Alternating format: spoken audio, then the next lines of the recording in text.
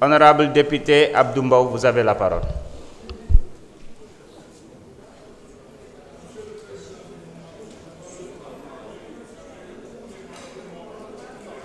Vous avez dit que vous n'avez pas le droit de parler.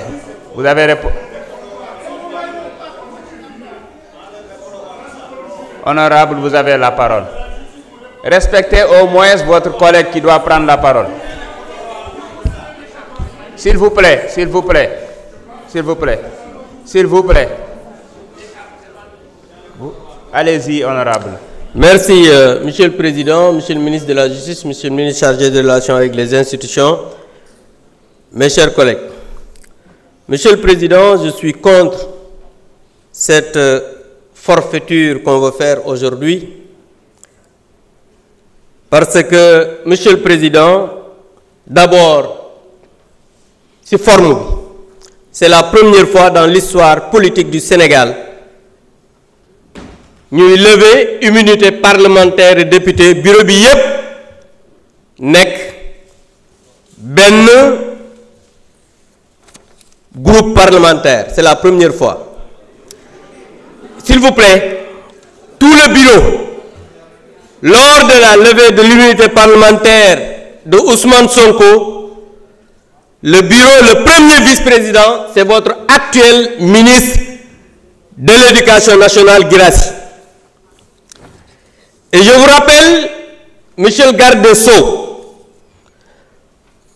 je parle sous votre direction parce que on a dit qu'il n'y a jamais eu de dossier dans une procédure de levée d'immunité parlementaire. C'est totalement faux. Vous êtes un magistrat, vous savez qu'à chaque fois qu'il y a une demande, c'est motivé. Lors de la levée de l'immunité parlementaire de Ousmane Sonko, on nous a donné 15 documents. 15, je dis bien 15, et je vais vous les lire. La presse, après, je pourrais mettre à votre disposition le document. On nous a donné le procès verbal de synthèse, le procès verbal d'audition de Mme Adji Sarr, le procès verbal d'audition de Mme Aïssata Ba, le procès verbal d'audition de M. Ibrahima Koulibaly, le procès verbal d'audition de M. Sidi Mohamed Maï, le procès verbal d'audition de Mme Ndeye Khady Ndiaye, Boussouid Boté, le procès verbal de mise en présence de Adji Sarr et Aïssata Ba mooy deuxième menseuse bi, le procès verbal de mise en présence de Adji Sarr et Ndeye Khady Ndiaye, copie de la plainte de Mme Adji Sarr, copie de réquisition de la personne qualifiée, maanaam examen Adji Sarr bi ñu defoon hôpital, copie de l'agrément de Mme Ndeye Khady Ndiaye bu Sweet Beauté, copie du rapport médical suite à la consultation de Adji Sarr mooy bi ñu ko consulter hôpital, copie de l'attestation médicale concernant la fille de Ndeye Khady Ndiaye ndax prématuré la woon, copie baa ngi ci biir, copie de l'accusé de réception de la convocation de Ousmane Sonko, 15e document, copie du courrier collectif des avocats de Ousmane Sonko. Donc lii mooy li nga xam ne moo nekkoon ci dossier ba. Beneen bi mooy ñii ñu ñëw ñuy def levée d'immunité parlementaire sans document. Aujourd'hui ñii war a poursuivre mooy le groupe PASTEF pour association d'escroquerie politique portant sur une manipulation à exécuter une commande politique du Premier ministre Ousmane Sonko en utilisant frauduleusement le règlement intérieur de l'Assemblée nationale qui est une loi organique.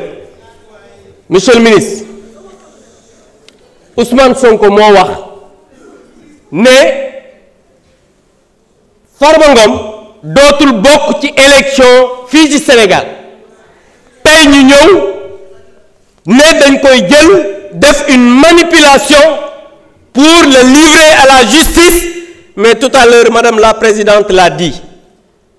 Dama bëgg ngeen xam ne fii ragal yeewoowu fi. Monsieur le ministre, moi je vous ai connu magistrat digne, libre.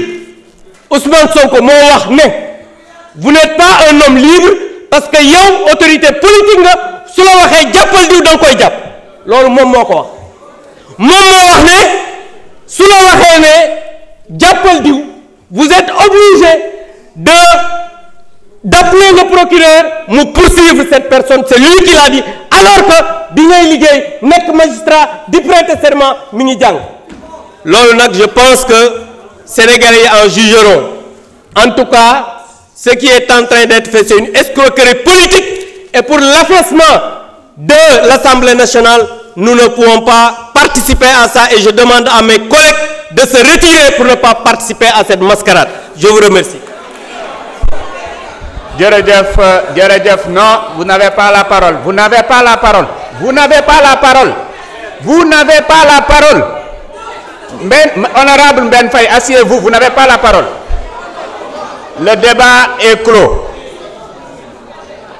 Il faut respecter le règlement intérieur, chers collègues.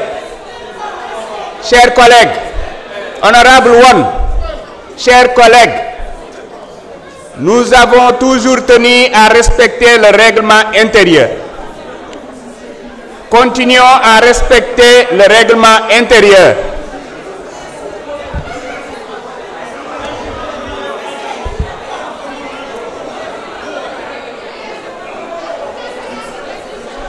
Mes chers collègues, avant de procéder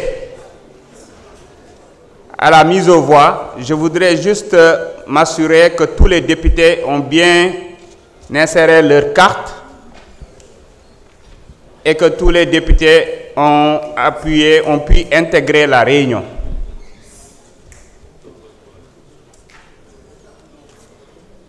S'il y en a qui n'ont pas encore reçu leur carte ou qui ont des soucis pour intégrer la réunion, ils peuvent se signaler et les huissiers vont passer les assister.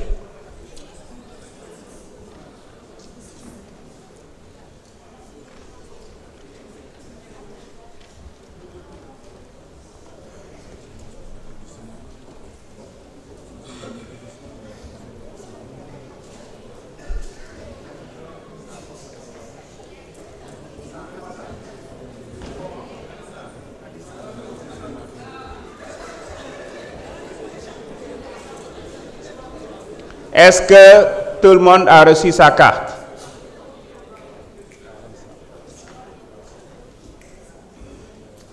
Honorable Khadissa. Oui.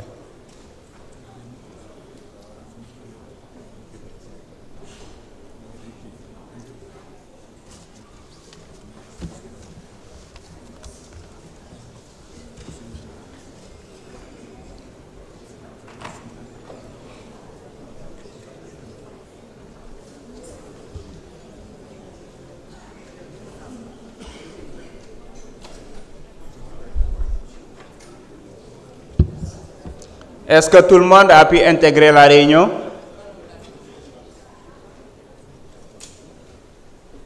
Mes chers collègues, le vote commence.